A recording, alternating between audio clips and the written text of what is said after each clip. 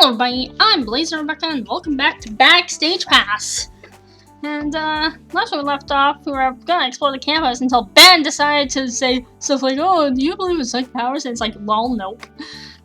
Anyway, we don't have to get to class. I arrived 10 minutes early and find a seat near the front. I learned a long time ago that kids who sit in the front never get called on. What? Hopefully that rule still holds in college. Behind me, I can hear a couple students chatting with each other before class starts. She told me that Adam was in her class this morning. I didn't even know he went here. Jealous? I wish I had a class with Adam. I smile quietly to myself. His first day and Adam's already the center of attention. Some things never change. I just hope he hasn't gotten into trouble yet. Yeah, yet. Oh, hi. The classroom door bursts open and Professor Coulvat strides in. In ancient Greece, theater was divided into two distinct genres, comedy and tragedy. Oh, okay. These genres were represented by the goddesses Thalia and Melpomene. Okay, we're just getting into history right away. No good morning class or anything like that. Well, yeah, exactly. I was just about to say, whoa, not even an introduction or anything. I agree with that. Guess not all college classes are the same. I hurriedly dig through my backpack and pull out a notebook and pen. Already the professor begins to scroll a series of names on the chalkboard. I copy them as quickly as I can, barely able to keep up. Professor Coulvat continues his lecture for the entire hour without a pause. God damn it, sir! As he puts chalk down, he turns to face us for the first time. Your assignment for tonight. Write a single-page summary of the Greek playwright of your choice. Due tomorrow. Include style, famous works, and his influence on modern storytelling. Sure. There are strict style guidelines on the course website. Read them before you begin. If you have any questions, my office hours are also posted on the website. Sure. He turns and strides out of the room as quickly as he entered. What? The room is silent for a few moments until one boy in the back starts laughing nervously. Around him, a few other students join in. We're all thinking the same thing. Am I gonna live through this class or not? Oh, of course. I doubt it. I guess every professor is going to be different. This should be interesting. Eventually, the other students relax and begin collecting their things. I am so dropping this class. There's no way I'm doing that much work. Wow, first day and you're always saying that? Lucky. I need it for my major. I'm surprised that someone would drop a course after a single day, but considering how fast-paced the first day was, I can't really blame her. As I exit the building, I feel a tap on my shoulder. I spin around to see the kid from before. Benito. I'm just gonna call him Ben. Hey. Ciao. Ciao. He gives me a quick salute with a smooth flick of his wrist. Hey, did you want that card back? Actually, I wanted to see you again. Oh gee, I wonder why. What for? Are you interested in being a plant? What? Hold on. Can I just say it first? Hold on. I don't want to say, stay there. Did I hear that correctly? You're gonna have to be more specific, because right now I'm imagining myself dressed as a cactus. Do you want to hang out in crowds and help me do a few tricks? Oh. I'm not really good with attention. Don't be silly, you were great today. Ben waves his hand casually. Why do you need a plant anyway? You seem to do fine on your own. I try, but there are a few tricks here and there that require a helper in the audience. Think of it as rigging the deck. Oh. And you couldn't ask one of those other kids because... They don't have the right look. Oh, what, and my character does? Really? A plant has to be plain and not stand out. Otherwise, it's too obvious. You called me out just today, and you say that to not stand out? Really? I feel a little deflated. Wow, that's really just asshole. And you want me because I look plain? Wow, and that's all the more reason to say no. Well, yeah, I mean... Wow, like... He freezes mid-sentence as soon as he sees my expression. Yeah, did you not think that? I know I'm no superstar, but telling me I'm plain is no way to get on my good side. Ben's face has lost his childish expression. He looks serious, and for a moment I see a flash of thoughtful maturity. Note to self, don't call people plain, even if you mean it as a compliment.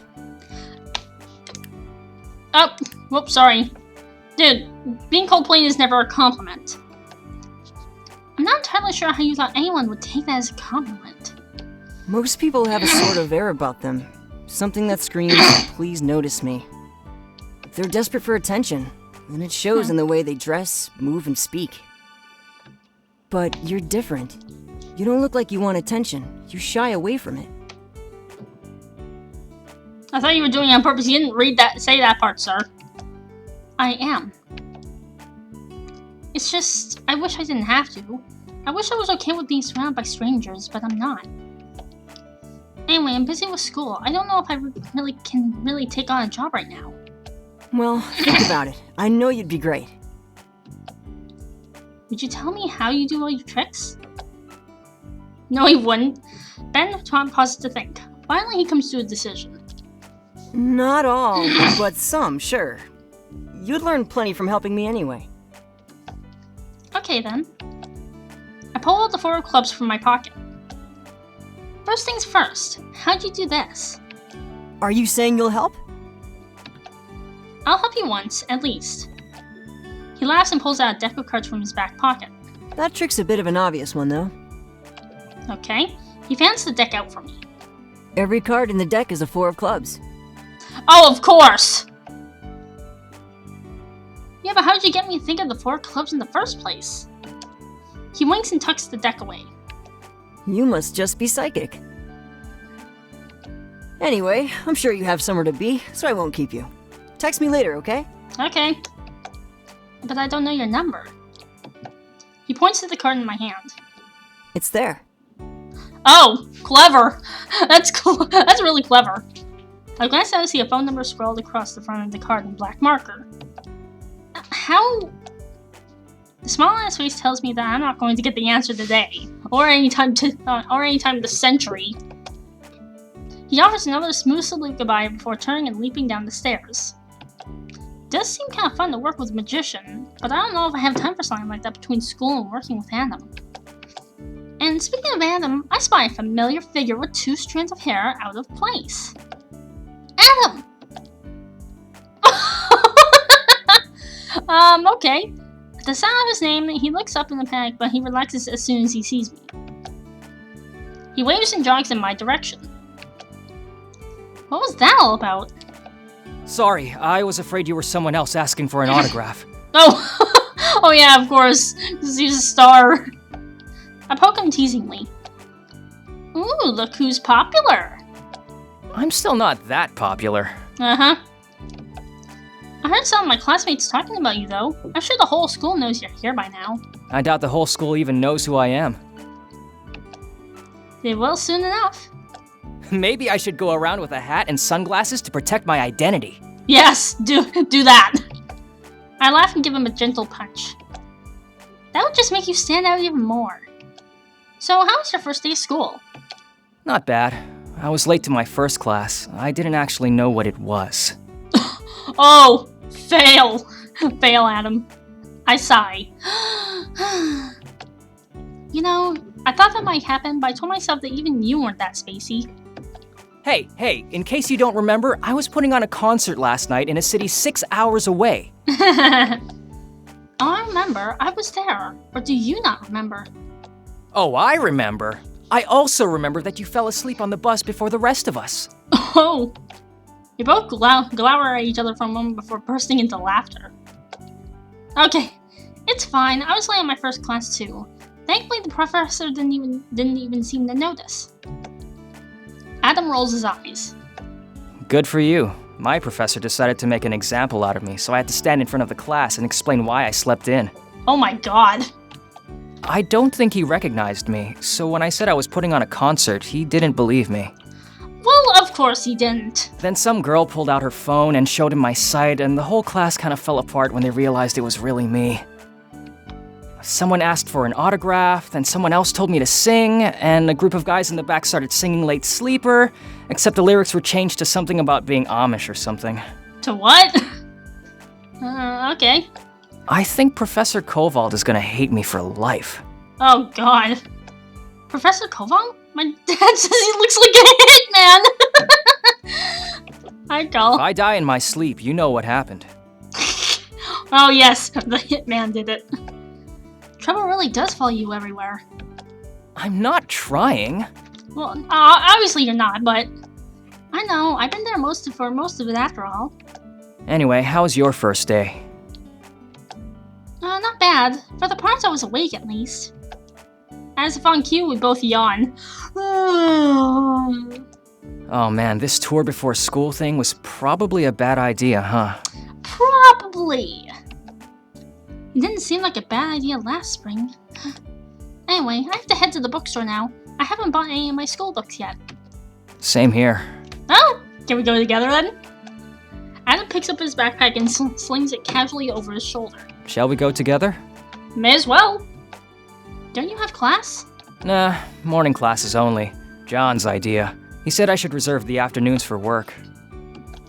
You too? He really does plan ahead, doesn't he? That's his job, after all. The two of us walk through the campus into the bus stop.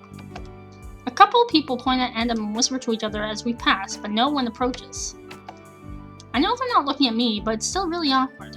Adam, on the other hand, doesn't even seem to notice. Bookstore is crowded with students combing the shelves for whatever required reading they have for the semester. At the front of the store, two long lines of students stretch out in front of the cash registers. Adam and I wind our way through the crowd, seeking out our own books. General Physics, Calculus 1, Literature Genres and Archetypes. I pick up all the used books I can find, but the price is already stacking up along with the weight of the books on my arms. And the weight of my sins! No! This is going to cost several $100s by the time I'm done. I take my spot in one of the lines and wait patiently as the line slowly inches forward. My pocket hums and I pull out my phone. That's weird. Mom hates calling. It must be important. I size up the long line of students in front of me and single harried register at the checkout counter. I've got time. Do you? Do you really? Yes? Oh, honey. I'm so sorry.